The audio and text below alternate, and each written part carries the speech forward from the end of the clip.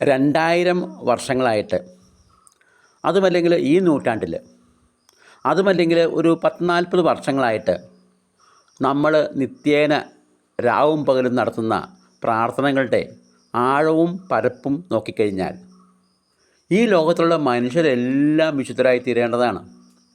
ശുദ്ധീകരണ സ്ഥലത്തിലെ ആത്മാക്കളെല്ലാം സ്വർഗത്തിൽ പോകേണ്ടതാണ്. ശുദ്ധീകരണവും നരകവുമൊക്കെ അടച്ചു പൂട്ടേണ്ട കാലം കഴിഞ്ഞു. പക്ഷേ എന്തേ ഇതൊന്നും സംഭവിക്കാത്തത്? എന്തേ ലോകത്തിൽ തിന്മകൾ പെരുകി വരുന്നത്? നമ്മുടെ പ്രാർത്ഥന ഫലദായകമാകുന്നില്ലേ? ദൈവം നമ്മുടെ പ്രാർത്ഥനകൾ കേൾക്കുന്നില്ലേ? ഇല്ല എങ്കിൽ ഒരേ ഒരു കാരണമേ ഉള്ളൂ.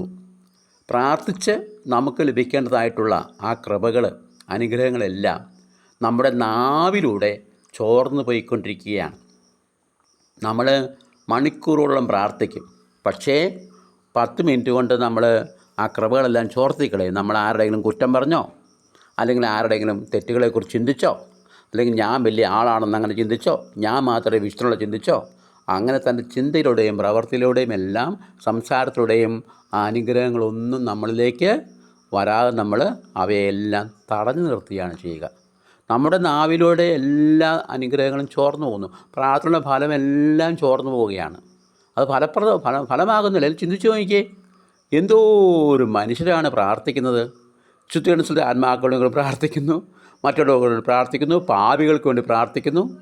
പിന്നെ ഈ ലോകത്തിലെ പാപികൾ കാണേണ്ട അവരവസരം ഉണ്ടാകേണ്ടതല്ല പ്രാർത്ഥനയുടെ രീതി നോക്കിക്കഴിഞ്ഞാൽ. പക്ഷേ അതൊന്നും സംഭവിക്കുന്നില്ല എങ്കിൽ ഓർത്തുകൊള്ളുക, നമ്മുടെ പ്രാർത്ഥന ഫലം കാണാത്തതിന് കാരണം നമ്മുടെ നാവിൻ്റെ ദുർവിനിയോഗമാണ്. നമുക്കറിയാം, നമ്മൾ എപ്പോഴും നെഗറ്റീവ്സ് ചിന്തിക്കുകയുള്ളൂ, നെഗറ്റീവ്സേ പറയുള്ളൂ. ഏത് കാര്യം എടുത്ത് നമ്മൾ എന്ത് ചെയ്താലും അതിൻ്റെ അറ്റത്ത് ഒരു നെഗറ്റീവ് കൂട്ടിച്ചേർക്കും.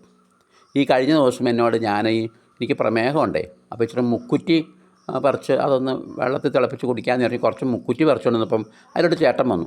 അയ്യോ, മുക്കുറ്റിയൊന്നും ഒത്തിരി പറിച്ച് കഴിച്ചേക്കരുത് കേട്ടോ, അത് ഷുഗർ അങ്ങോട്ട് താന്നു പോയാൽ ആകെ പ്രശ്നമാകും കേട്ടോ, അതുകൊണ്ട് മുക്കുറ്റിയൊന്നും അധികം കഴിച്ചേക്കരുത് കേട്ടോ. കണ്ടോ, എല്ലാം നെഗറ്റീവ് ചിന്തിക്കുള്ളൂ. എന്ത് പറഞ്ഞാലും അതിന് നെഗറ്റീവ് വശം കൊണ്ട് കൂട്ടിച്ചേർക്കും. ഇപ്പോൾ നമുക്ക് എന്തെങ്കിലും ആരും ഉപകാരം ചെയ്യുവാണെങ്കിൽ അതിൻ്റെ കൊടുത്ത് ഒരു നെഗറ്റീവ് കൂട്ടിച്ചേർക്കും. അപ്പോൾ ഈ നെഗറ്റീവ് കൂട്ടിച്ചേർക്കണം എന്ത് സംഭവിച്ചു?